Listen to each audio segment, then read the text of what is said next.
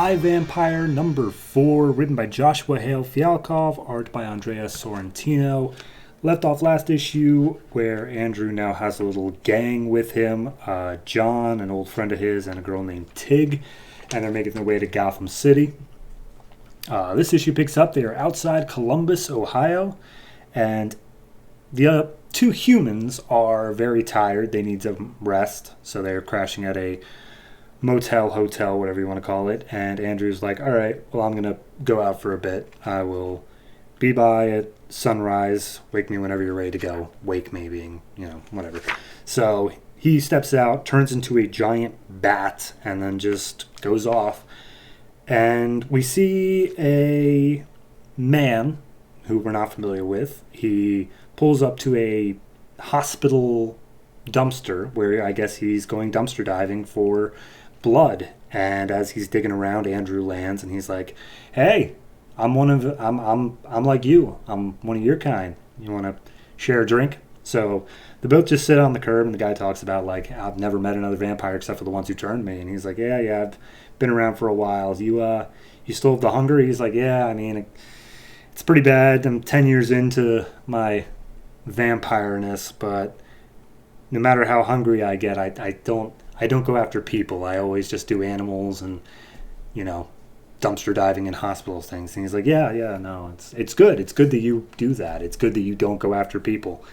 Why don't you do that? And he admits that he's scared because when he first changed, he almost killed someone that he loved. And he's afraid that if he ever felt that power again, that he just wouldn't be able to control it. So Andrew stands up and he turns into his, like, werewolf-looking beast form. And he's like, "Now you." And the guy tries for a second. He's like, "I'm not sure that..." And then all of a sudden he changes. And Andrew grabs a hold of him and he's like, "You have the willpower to control this change. You have the willpower to, like, direct it. You are the one that's in control." So Andrew changes back and he's like, "We're not animals. We don't have to act like them. You do you. Be good." So Andrew goes off in the night, and the guy, his name is Steve. He goes and he's like, he just lifts up a car over his head and he's like, "I'm so strong. This feels so good." And he gets a little bit drunk with power, and we cut to a 24-hour bar where who's sitting inside but John Constantine. He's sitting there. He's trying to light up a smoke, but the waitress is giving him crap about it. So he steps outside and he gets just in the air. He manages to pick up that some vampires are nearby. Steve walks in as John's lighting up a smoke, and Steve transform inside, get angry with someone, pick him up, and start throwing him around. And he screams out, now you die one by one, your blood on my lips." So John steps in and he's like, "All right, let's take this down a few notches." And Steve's like, "What are you gonna do?" And as Constantine tells everyone to get out of the way, he conjures up a little miniature sun, like sunlight, that drains away Steve's powers, causing him to transform back into a human. And he's like, "Well, I managed to take away your powers, and seeing as this is America, there should be a shotgun somewhere around here." So he takes a shotgun and he's like, "I should be using a stake, but this will do in a pinch." Then Andrew shows up behind Constantine and he's like taps him on the shoulder, and Constantine's like, "Look, I'm taking care of your buddy right now. I'll get to you in a second."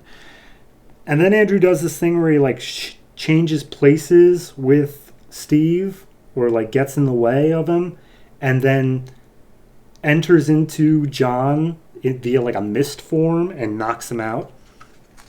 Steve thanks Andrew. He's like, "Thank you so much. He would have killed me." And Andrew's just disappointed. He's like, "I thought after you said you don't hurt people, I thought maybe you might have been someone like me, someone strong enough to not give into our power. I'm sorry. I shouldn't have shown you that. But now you do know it, and I can't let you be around." And Steve's like, "Look, just I have a wife and a daughter out there somewhere. If you come across them, please let them know that I was a good man." And he hands over a locket, and Andrew beheads him. Constantine comes to, and he's like, oh, vampire killing vampires, that's new. And Andrew tells Constantine, he's like, look, all those killings recently, those were vampire related. There's a war coming, so tell all of your wizard and warlock friends that we might need them to join on my side. So, and your little parlor tricks are not going to work on her. So Andrew goes out, sun's coming up, goes back to the motel. He looks at the locket, and the name inside the locket along with the picture is Tig, his new sidekick little friend. Turns out that Steve was her father, and he had just killed her, or killed her father. So yeah, that's where the issue leads off. I have said it every time. I can't believe how much I love this book. It is fantastic. Just that it feels like it is literally just a standalone issue, but it provides so much character development and so much depth as to not only Tig and her backstory and Steve, this character's just been introduced, Andrew and how he interacts, John Constantine, who has not been in this book at all, but has done his own thing. I love it. I love it. The art's fantastic. The writing's fantastic. I can't overstate it enough. I'm going to go ahead and give this one an 8.5. It's so good. It's so fantastic. I'm still just waiting for that one thing that's really going to blow me out of the water. I'm really hoping we get there. But as it stands now, I cannot sing its praises enough. Please check out iVampire.